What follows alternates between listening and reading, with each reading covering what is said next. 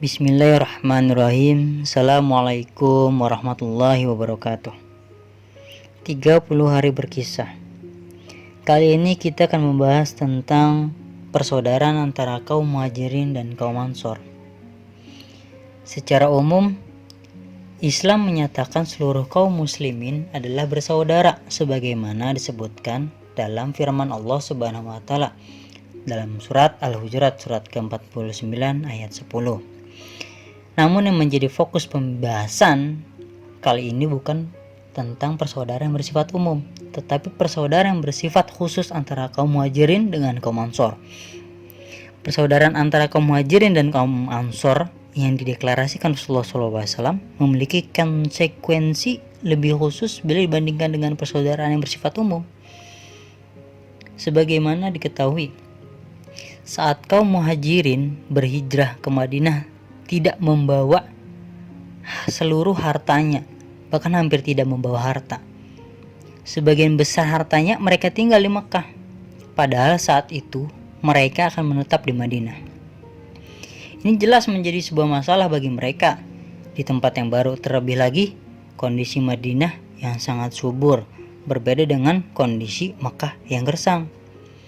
Keahlian mereka berbeda. Di Mekah itu berdagang, sedangkan di Madinah itu bertani. Perbedaan kebiasaannya menimbulkan permasalahan lagi bagi kaum Muhajirin, baik menyangkut ekonominya, sosial, kemasyarakatan, dan juga kesehatan. Mereka harus beradaptasi dengan lingkungan yang baru. Sementara itu, pada saat yang sama harus mencari kehidupan, padahal kaum Muhajirin tidak memiliki modal. Demikian nih problem pada saat itu ketika kaum Muhajirin di Madinah. Melihat kondisi Muhajirin seperti itu dengan landasan kekuatan persaudaraan, maka kaum Ansor tak membiarkan saudaranya dalam kesusahan. Kaum Ansor dengan pengorbanannya secara total dan sepenuh hati membantu kesulitan yang dialami oleh kaum Muhajirin. Pengorbanan kaum Ansor yang mengagumkan ini jelas dalam surat Al-Asr, surat ke-59 ayat 9, yang artinya, dan orang-orang yang telah menempati kota Madinah dan telah beriman, Ansor sebelum kedatangan mereka Muhajirin, mereka mencintai orang-orang yang berhijrah kepada mereka, dan mereka tiada mengaruh keinginan dalam hati mereka terhadap apa-apa yang diberikan kepada mereka orang Muhajirin, dan mereka mengutamakan orang-orang Muhajirin atas diri mereka sendiri, sekalipun mereka memerlukan apa yang mereka perlukan. Berkaitan dengan ayat di atas, terdapat sebuah kisah sangat masyhur yang melatar belakangi turunnya surat tersebut, yaitu Abu Hurairah radhiyallahu anhu menceritakan, ada seseorang yang mendatangi Rasulullah Shallallahu alaihi wasallam dalam keadaan lapar. Lalu beliau mengirim utusan kepada istri beliau Shallallahu alaihi wasallam. Para istri Rasulullah Shallallahu alaihi wasallam menjawab, kami tidak memiliki apapun kecuali air. Rasulullah Shallallahu alaihi wasallam bersabda, siapakah di antara kalian yang ingin menjamu orang ini? Salah seorang kaum Ansor berseru, saya. Lalu orang Ansor ini membawa lelaki tadi ke rumah istrinya, dan dia berkata, muliakanlah tamu Rasulullah Shallallahu alaihi wasallam. Istrinya menjawab, kami tidak memiliki apapun kecuali jatah makanan untuk anak-anak. Orang Ansor itu berkata, siapkanlah makananmu itu, nyalakanlah lampu dan tidurkanlah anak-anak. Kalau mereka minta makan malam, kemudian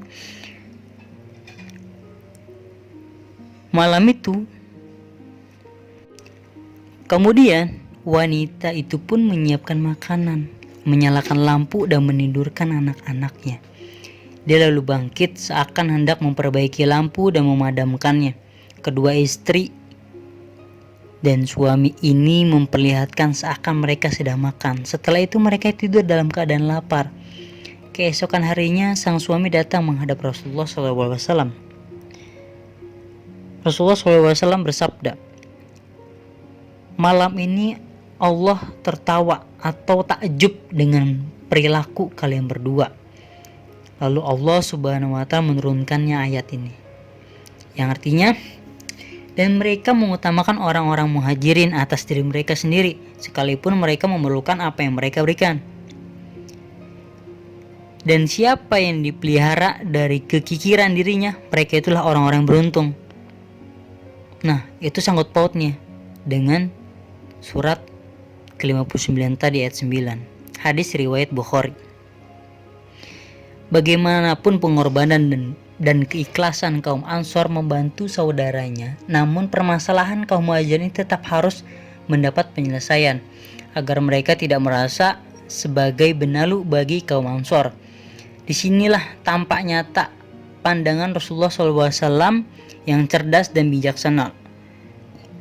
Beliau SAW kemudian mempersaudarakan antara kaum Muhajirin dengan kaum Ansor. Peristiwa ini sebagaimana disebutkan dalam banyak riwayat terjadi pada tahun pertama Hijriyah. Tempat deklarasi persaudaraan ini sebagian ulama mengatakan di rumah Anas bin Malik, dan sebagian yang lain mengatakan di masjid. Rasulullah SAW mempersaudarakan mereka dua-dua, satu dari Ansor dan satu lagi dari Muhajirin. Ibnu Sa'ad dengan sanad dari syekhnya Al-Waqidi rahimahullah menyebutkan ketika Rasulullah SAW tiba di Madinah, beliau SAW mempersaudarakan antara sebagian kaum Muhajirin dengan sebagian lainnya, dan mempersaudarakan antara kaum Ansor dengan kaum Muhajirin. Rasulullah SAW mempersaudarakan mereka dalam al-haq agar saling menolong, saling mewarisi setelah saudaranya wafat. Saat deklarasi itu jumlah mereka 90 orang terdiri dari 50 kaum Ansor dan kaum Muhajirin. Ada juga yang mengatakan 100 masing-masing 50 orang. Imam Bukhari meriwayatkan dari Ibnu Abbas radhiyallahu anhu, ketika kaum Muhajirin baru tiba di Madinah, kaum Muhajirin bisa mewarisi kaum Ansor. Mereka persaudaraan yang telah dilakukan oleh Rasulullah SAW. Sedangkan zawil arham, kerabat yang bukan ahli waris. Di antara contoh praktis buah dari persaudaraan yang dilakukan Rasulullah SAW yaitu kisah Abdurrahman bin Auf radhiyallahu anhu dengan Sa'ad bin radhiyallahu anhu. Sa'ad radhiyallahu anhu berkata kepada Abdurrahman radhiyallahu anhu, "Aku adalah kaum Ansor yang paling banyak harta. Aku akan membagi hartaku setengah untukmu. Pilihlah di antara istriku yang kau inginkan, dan aku akan menceraikannya untukmu. Jika selesai masa iddahnya, engkau bisa memilikinya." Mendengar pernyataan saudaranya itu, Abdurrahman radhiyallahu anhu menjawab, "Aku tidak membutuhkan hal itu. Adakah pasar di sekitar sini, tempat berjual beli?" Lalu Sa'ad radhiyallahu anhu menunjukkan pasar, namanya Qainuqa. Mulai saat itu Abdurrahman radhiyallahu anhu sering pergi ke pasar untuk berniaga, sampai akhirnya ia berkecukupan dan tidak memerlukan lagi bantuan dari saudaranya. Persaudaraan yang dijalin oleh Rasulullah SAW terus berlanjut ketika kaum Muhajirin sudah merasa biasa, tidak asing lagi, dan sudah mengetahui cara mencari nafkah. Maka Allah Subhanahu wa Ta'ala menggugurkan syariat waris mewarisi dengan sebab tali persaudaraan seperti ini, namun tetap menegakkan persaudaraan kaum muslimin, kaum mukminin. Orang-orang yang beriman sesungguhnya itu kemudian berhijrah dan berjihad bersamamu, maka orang-orang itu termasuk golonganmu. Juga orang-orang yang mempunyai hubungan kerabat itu sebagaimana lebih berhak terhadap sesamanya daripada yang bukan kerabat. Allah berfirman, surat Al-Anfal ayat 75. Dan Allah berfirman juga, dan orang-orang yang mempunyai hubungan darah satu sama lain lebih berhak waris mewarisi di dalam kitab Allah daripada orang-orang mukmin dan orang-orang muhajirin, kecuali kalau kamu mau berbuat baik kepada saudara-saudaramu seagama. Allah berfirman dalam surat Al-Ahzab ayat ke-6. Peristiwa penghapusan saling mewarisi ini terjadi pada saat perang Badar. Ada juga riwayat yang menjelaskan pada saat perang Uhud.